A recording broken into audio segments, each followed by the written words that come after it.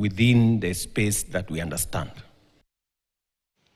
Tukisonga mbele ni kwamba kocha wa Police Bullets Beldine Odembo amewaonya wapinzani katika michuano ya kufuzu ligi ya klabu bingwa Afrika kwa wanawake ukanda wa CECAFA ambayo itarindima rasmi Septemba 4 hadi 16 ugani Nyayo na Ulinzi Complex jijini Nairobi.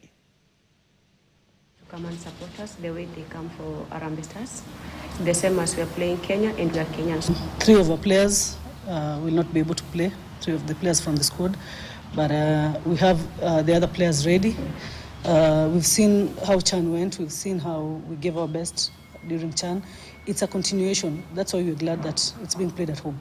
So it's very important for us all as Kenyans that we give our best, that we win this trophy, that the trophy remains here at home.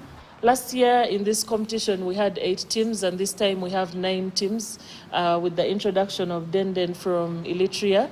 And again, that shows that women's football has been covered from different corners of our region. The winner of this tournament will represent the CECAFA zone to the final stage of CAF Women Champions League next November in Egypt. Tukicheza sasa karate ni kwamba zaidi wana karate 100